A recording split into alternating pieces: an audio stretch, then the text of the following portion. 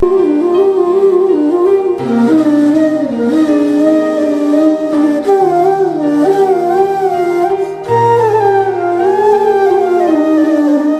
श्री कृष्णा दोस्तों, आपके अपने अमृत साधना भक्ति चैनल पर आप सबका स्वागत है। दोस्तों, आज की इस वीडियो में हम अपरा एकादशी से जुड़ी हुई कुछ विशेष बातों के बारे में भी जानेंगे और साथ ही अपरा एकादशी की व्रत कथा का भी श्रवण करेंगे। दोस्तों, जैसे कि आप लोग जानते ही होंगे, ज्येष्ठ के महीने में जो भी हम धर्म कर्म करते हैं उसका अपार पुण्य फल हमें प्राप्त होता है और एकादशी की तिथि श्री हरि की अत्यंत प्रिय होती है। और दोस्तों, जो अपरा एकादशी का व्रत होता है इसको अपार पुण्य देने वाली एकादशी माना गया है। तो आइए दोस्तों, हम जान लेते हैं कि अपरा एकादशी व्रत का महत्व क्या है, इसका शुभ समय क्या रहेगा, पूजा विधि और कथा के बारे में संपूर्ण जानकारी आज के इस वीडियो में हम आप लोगों के लिए लेकर आए हैं। दोस्तों, एकादशी के व्रत को सब व्रतों का राजा कहा जाता है। सब व्रतों में श्रेष्ठ व्रत एकादशी के व्रत को माना गया है और एकादशी का जो व्रत है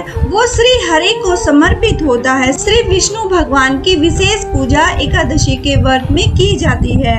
और दोस्तों, हर महीने में 2 एकादशी के व्रत होते हैं और पूरे साल में मिलाकर वैसे तो 24 एकादशी होती हैं, लेकिन जब लोन मास होता है तो 2 एकादशी और बढ़कर 26 एकादशी हो जाती हैं। ज्येष्ठ महीने की कृष्ण पक्ष की एकादशी को अपरा एकादशी या अचला एकादशी के नाम से भी जाना जाता है। और दोस्तों, ऐसी मान्यता है कि महाभारत काल में पांडवों ने भी इस एकादशी के व्रत को रखा था, जिसके बाद उन्होंने इतना पुण्य अर्जित कर लिया था कि उन्हें न सिर्फ युद्ध में जीत की प्राप्ति हुई बल्कि मान सम्मान, यश और राज्य सब कुछ उनको प्राप्त हुआ। दोस्तों, इस अपरा एकादशी व्रत का इतना महत्व है कि इस दिन अगर गंगा स्नान किया जाए तो व्यक्ति के सब पाप कट जाते हैं, साथ ही उनके पितरों को प्रेत योनि से मुक्ति मिलती है, व्यक्ति का दुर्भाग्य दूर होता है, उसके परिवार में धन धान्य की कोई कमी नहीं रहती। और क्योंकि दोस्तों अभी कोरोना की वजह से तो गंगा स्नान करना सुरक्षित नहीं है,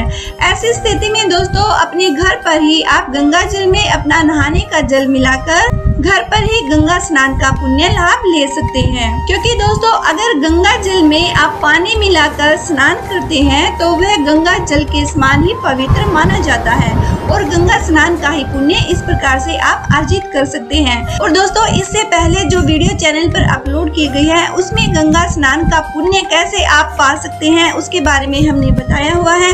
अगर आप लोगों ने वीडियो नहीं देखी है तो आप उसको देख लीजिएगा। किस तरह से आपको गंगा जल को मिलाना है वो हमने सब बताया हुआ है। तो आइए दोस्तों, अब कथा सुनने से पहले पूजन की विधि हम आपको बता देते हैं। देखिए, सुबह जल्दी स्नान आदि से निवृत्त होकर एक चौकी आपको लगानी है और उस चौकी को इस तरह से स्थापित कीजिएगा कि पूजा के दौरान आपका मुख पूर्व दिशा की ओर हो और चौकी पर स्वच्छ आसन लगाकर भगवान विष्णु की प्रतिमा को विराजमान कराइएगा। इसके बाद उनको पीला चंदन, धूप, दीप, पुष्प, फल, प्रसाद इत्यादि जो भी आपकी सामर्थ्य है वो आप श्री हरि को अर्पित कीजिएगा। और दोस्तों, पंचामृत और फलों का भोग अवश्य लगाइएगा।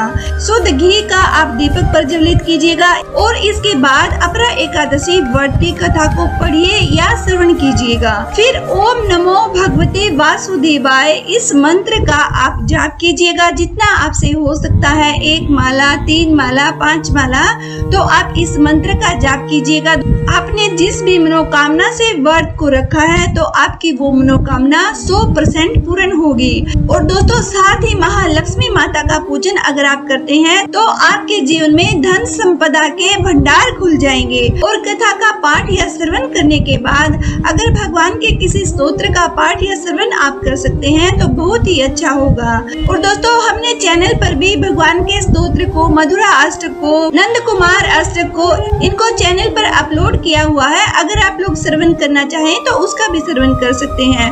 और दोस्तों सबसे महत्वपूर्ण जो बात है, आपको कथा करने के बाद या सुनने के बाद एकादशी की आरती को अवश्य करना चाहिए। और इस दिन अगर विष्णु सहस्त्र नाम या फिर गीता का पाठ आप कर लेते हैं तो इसे बहुत ही ज्यादा शुभ माना जाता है। और दोस्तों रात्रि जागरण अगर आप लोगों से हो सकता है तो जरूर कीजिएगा। घर में अगर अखंड ज्योति आप जला सकते हैं तो उसकी तो कहने ही क्या, अनंत कोटि गुना महान पुण्य फलों की आपको प्राप्ति होगी। और एकादशी के व्रत पारण के दौरान किसी मंदिर में भगवान के दर्शन आप चाहे तो कर सकते हैं। और लॉकडाउन की वजह से दोस्तों अगर ऐसा नहीं कर पाते हैं तो आप लोग अपने घर पर ही तुलसी की 11 परिक्रमा कर लीजिएगा। ओम नमः भगवते वासुदेवाय इस मंत्र को करते हुए अगर आप 11 परिक्रमा तुलसी जी की कर लेते हैं और एकादशी के दिन संध्या के समय पर तुलसी को दीप दान करते हैं तो दोस्तों आपका व्रत सब मनोरथ को पूर्ण करने वाला हो जाता है। और जब व्रत का पालन करेंगे तो अपनी सामर्थ्य के अनुसार दान अवश्य कीजिएगा।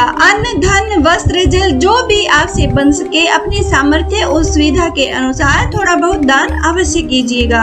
आइए दोस्तों अब श्री हरि को प्रणाम करते हुए अपरा एकादशी की व्रत कथा महात्म्य का श्रवण हम कर लेते हैं।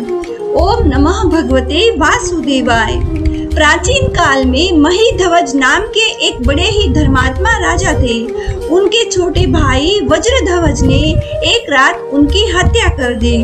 इसके बाद महिध्वज के मृत शरीर को जंगल में पीपल के पेड़ के नीचे उन्होंने गाड़ दिया। अकाल मृत्यु होने के कारण धर्मात्मा राजा को प्रेत योनि में जाना पड़ा। वो प्रेत बनकर उसी पीपल के पेड़ पर रहने लगा और लोगों को परेशान करने लगा। एक बार उस रास्ते में धौम्य नामक ऋषि गुजरे। ऋषि ने जब प्रेत को देखा तो सारा मामला उनके समझ में आ गया। उन्होंने उसे अपने सामने आने को कहा। जब प्रेत पेड़ से उतरा तब ऋषि ने राजा को प्रेत योनि से मुक्ति दिलाने का विचार किया और उसे परलोक विद्या का उपदेश भी दिया। संयोग से उस समय ज्येष्ठ मास की एकादशी की तिथि भी थी और ऋषि ने अपरा एकादशी का व्रत किया। इसके बाद उन्होंने एकादशी का पुण्य उस प्रेत को अर्पित कर दिया और इस पुण्य के प्रभाव से राजा प्रेत योनि से मुक्त हो गया और दिव्य देह धारण करके स्वर्ग को चला गया। ओके दोस्तों आज के लिए बस इतना ही। श्री हरि की कृपा आप सब पर बनी रहे और एकादशी का यह व्रत आपके सब मनोरथों को पूर्ण करने वाला हो। आपके जीवन में सुख समृद्धि का वास हो, लक्ष्मी का प्रकाश हो। इसी मंगल कामना के साथ अब हम विराम लेते हैं और फिर मिलते हैं दोस्तों किसी नई जानकारी के साथ। वीडियो अगर आपको पसंद आई है तो लाइक एंड शेयर जरूर कर दीजिएगा और चैनल पर अगर आप पहली बार वीडियो देख रहे हैं तो चैनल को सब्सक्राइब कर लीजिएगा।